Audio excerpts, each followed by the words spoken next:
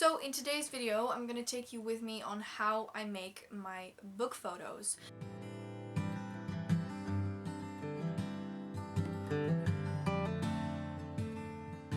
Hello lovely bookworms, I'm Esmay from Paradise of Pages on Instagram and also on Twitter. And in today's video, I'm gonna be taking you with me on how I make my book photos. Someone wanted to say hi. This is little Nina.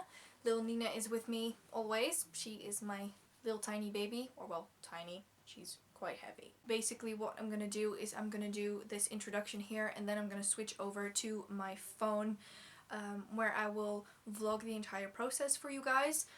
There's a hair going through. Are you sneezing? Hello. So I'm gonna vlog that for you and you'll be able to see all of it and hopefully you're gonna enjoy it.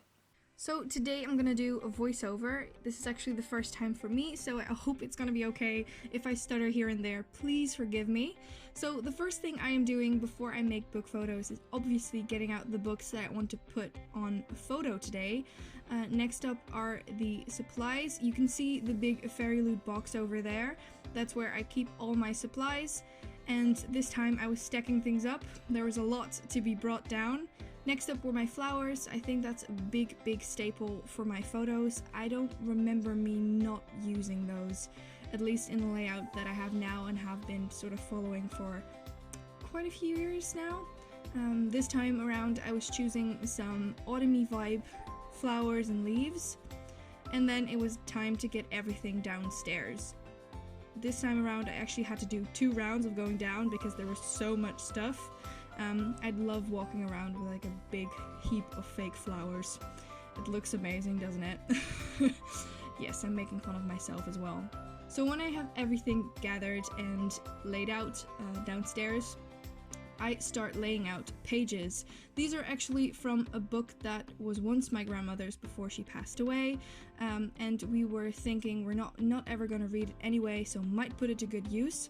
This was actually an idea of my mom's, so I think I love it and I've been using it for a while. So this is a very blank and easy slate and base to start with my photos. So that's what I'm doing and that's what I'm laying down now. Yep, there's Luna. Luna actually makes an appearance later in this video as well. I don't know what it is with her, but she just likes being in the photo, I guess. Then I'm folding books, another staple of mine. I don't even remember when I started doing this. And then usually I put something nice in between the pages. I think you can see that at some point. And this is when it's actually time for me to start decorating and eventually taking the photos. Usually I start off with only a few bits and pieces here and there, and usually I then stack it on. I don't know what it is, but for me I always have to sort of get into making the photos, weirdly enough. So usually right now you can see me, yep, there's Luna again. And yep, she's beautiful, isn't she? Yep, okay, yeah, she's gone. You can see that there's more coming on, and usually I take a few pictures just to test out whether I have enough. As you can see now, there are some pieces between the pages, the ones that I folded up. I think it gives a very nice effect, and I always look out for new ones. So then I actually am moving on to making the book photos. I, this time around, had quite a few Femke Schwab books, I realized. Probably because I went to a signing of hers. So also in the meantime, I usually make a very big mess of everything, as you can see around me now. The photos look neat, but the process, not so much. Again, continuing on, this is the Near Witch, I believe, also by Femke Schwab. Also, can we just admire Luna in the background? She's so cute. Sometimes she makes an appearance in my videos, but not always. Same goes for photos. If you look on my Instagram, there are a couple with her in it. I always go back and forth between angles and any kind of things. I usually just try out some things. Also, fun story, I'll talk to you guys about that more, but this book sleeve was actually made by Femke, who is selling them, and I will link that down below, her Etsy shop. And again, continuing with the photos, so I can quickly talk about Femke's new Etsy shop. It's gonna be called Books Up Your Sleeve. She already made quite a few and it's already online, so if you want to check that out, you can. And that is actually the last of the footage of me making photos. Next up is editing. I get them all on my laptop, as you can see, and then I start to select the ones I like best. Once I'm done with that, I go over to Sony Vegas, which is my trusty for a long time, and I don't know if you can see it really well, but I'm adding a coloring to it. This is one I made myself, and I'm really in love with it right now. It's actually my new theme, so it is also kind of the reason why I wanted to make this video, to show you what is going on. So I'll go back and forth, see what I like, change some pieces about brightness perhaps, or contrast, anything like that. And I actually also wanted to show you the end result. So these are a couple of pictures before and after. And I also hope that this voiceover was not too bad for a first time.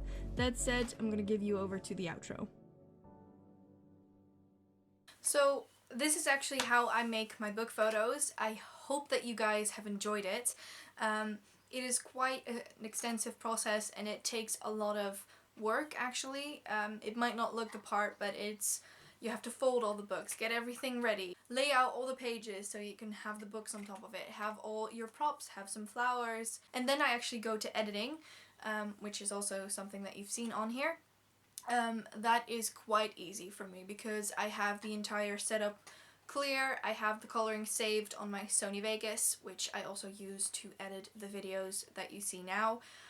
And then I save them, and that's how they get to Instagram. Hopefully this will help you guys to set up your own Instagram. I know it can be very, very sort of challenging to start one because there are so many amazing people with thousands and thousands of followers with amazing pictures, but the thing is, for me personally, same thing with BookTube, as long as I'm having fun doing it, the amount of people that follow you is not as important. Obviously, you really want to build your own community, and me personally, that took a long time. I think I've been on Bookstagram longer than I've been on YouTube. I think I've been on there for 3 or 4 years, and it also took a long time for me to finally sort of get to the point that I found my way of making photos and editing them. I've recently shifted in theme actually, and it took a while to get that down, but I think it worked out well. Hopefully you will also like it, and again, try and make it your own. So if you do something that you personally find beautiful, it doesn't matter what other people think. It's okay to get it's obviously okay to get criticism on your photos so you can improve every single day, because that's what we all try to do. It's the same thing with BookTube here, because I try to sort of improve my videos every single time, and it's the same thing with Instagram. That said, I think this will be the end of the video. Hopefully you've enjoyed it, and hopefully it will help you make your own photos and improve. I want to thank you guys so much for watching. Please subscribe to our channel and press that little bell icon so you get post notifications every single time that we post. Please give me a thumbs up, and I will see you guys the next time. Bye!